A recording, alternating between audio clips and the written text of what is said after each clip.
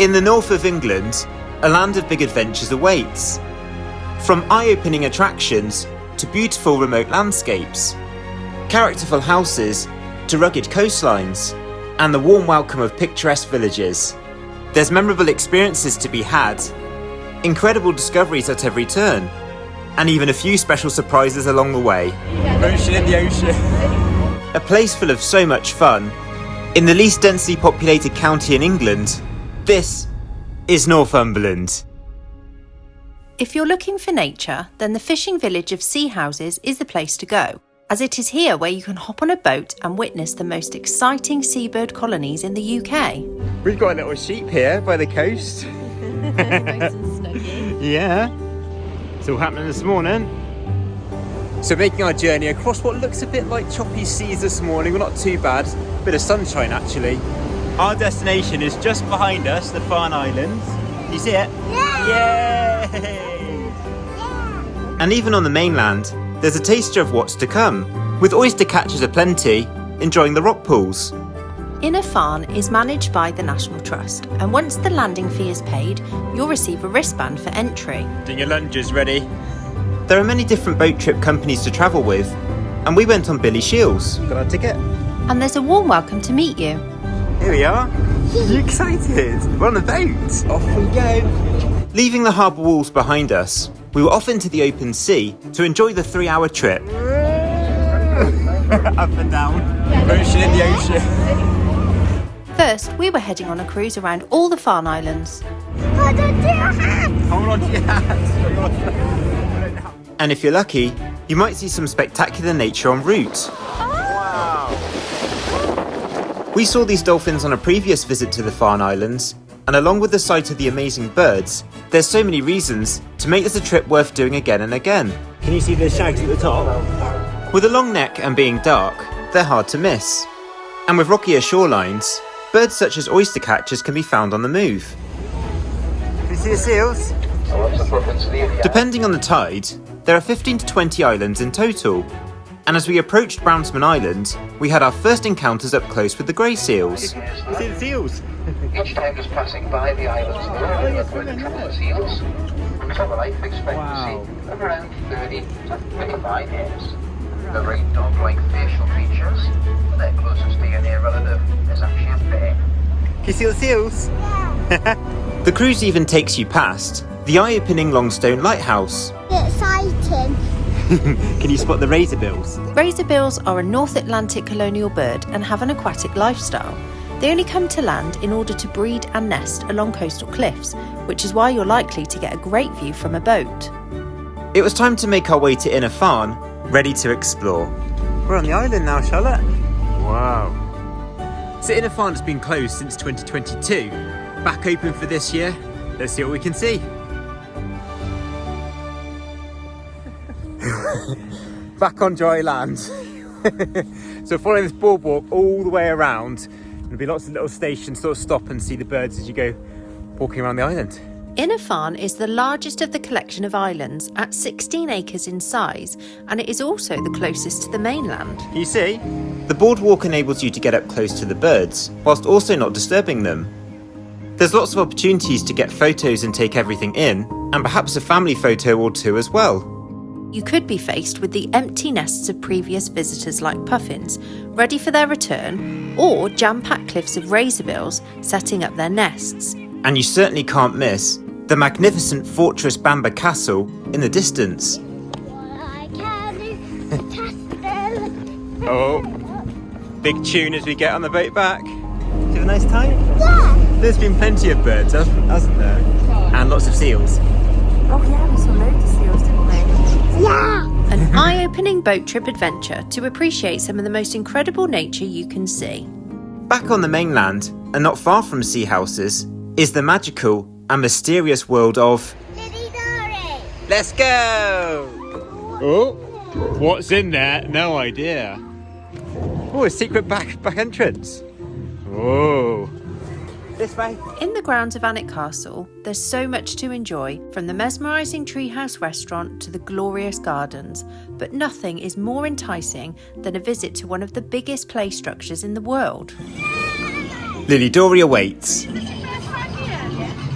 Oh. We learnt that we had discovered a magical village ruled by Lord Alfwyn from high up in his tower, and we were ready to explore. We're starting off small, Charlotte. The little one first. You going down? There she is. Although aimed at ages 11 and under, we soon realised that this was too magical to be missed. Oh, we're going up higher now. Spider-Man all the way to... But there you are. I'm coming. What can you see? Wow, look at the views from up here. There are bridges and gangways in all directions at the top. There she is. Hi, Mum. And a very easy way to come down. You ready? Bye, Charlotte. Round 2. Here we go. So much fun to be had. We came our own way. Woo.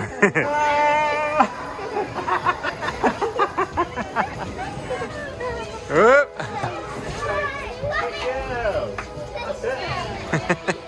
These are awesome. There are so many different types of play features, from the sandpit to bouncing on mushrooms to even rocking on a reindeer. Big like wiggly one, isn't it? Lilidorei is home to 9 different clans, who spend the whole year preparing for Christmas. We're going into the magical forest, I think, Charlotte. Yeah!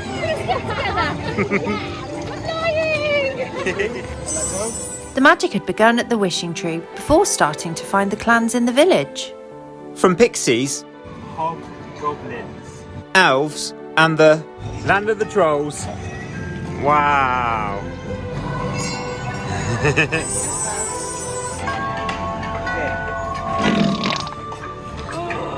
That was not me. Charlotte Rose! Humans don't have the powers to see them, so it's down to us to use our imagination and create stories of this magical world. Every child who visits Lilidorei is helping to write the story today. What might you play on the beach, do you think? With a ball. I bet you had We had a busy day. There she is. You had a good time? Yeah. What a cool place. The best bit ever was the big slide. The big slide, whee! That's Steady. Go! Starting at Bowness on Solway and ending at Wallsend in Northumberland stands a significant and historic 73-mile-long wall. And there are lots of places to admire it from. Down here is a very, very, very old wall. Hadrian's wall. And now you can see why it's called Heaven on the Wall. Charlotte, this wall was made in 122 AD. Here's our little Roman. So the wall along here is actually 2 meters thick in some places. Really amazing long piece of the wall that you can come along just off the main road here to explore. And its easy access makes it great for all to see it. A long time ago, this would have been really high up. A wall splitting the 2 bits of land.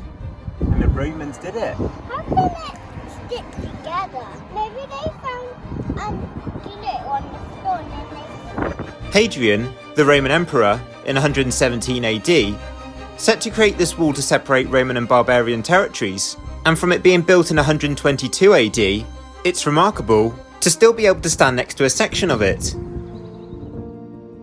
A true gem of the National Trust can also be found in the heart of Northumberland. With tumbling waterfalls and towering trees, this is... Cragside. Cragside is a magnificent northeast Victorian house with an amazing history. It's huge. Surrounded by impressive gardens, there's some breathtaking routes through them. What have you both seen? A bridge? Oh, wow. Cragside was the home of William Armstrong, an industrial scientist, philanthropist, and inventor. And he designed this spectacular iron bridge that crosses over the glen and into the grounds. Look at that.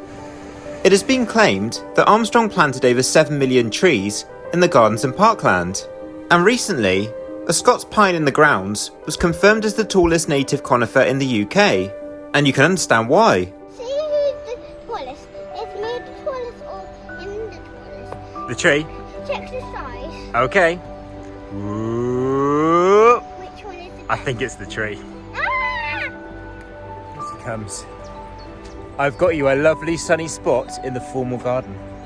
Let's have a look. In we go.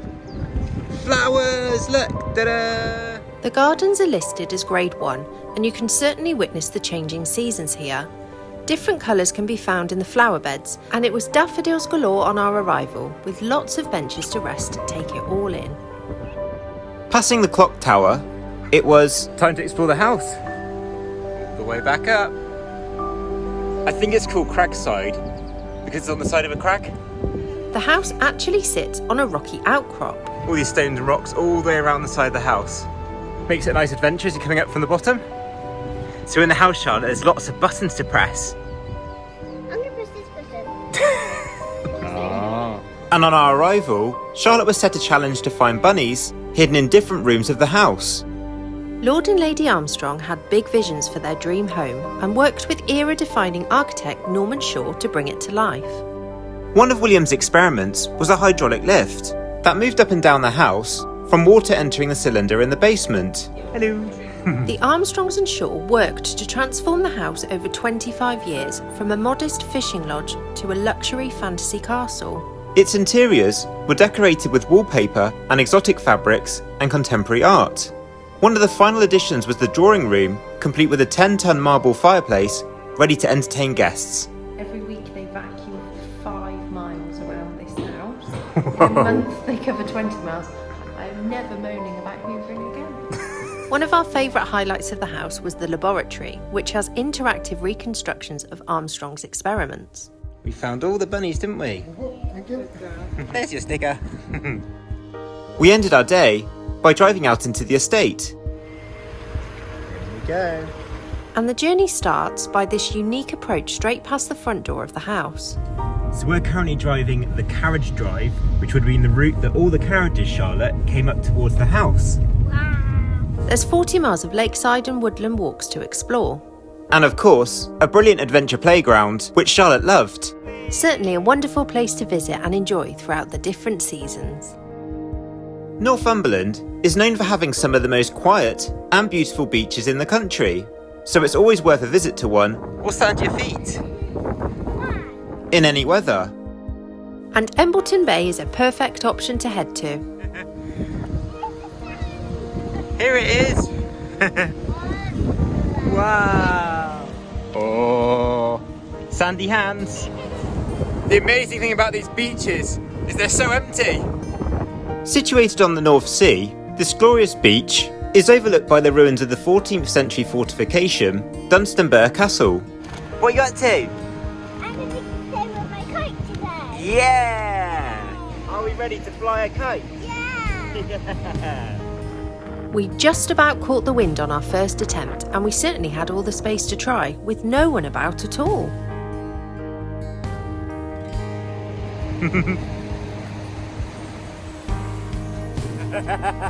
Dancing with the waves on one of the sandy beaches is a joy of many. In a land of so many adventures, in beautiful Northumberland.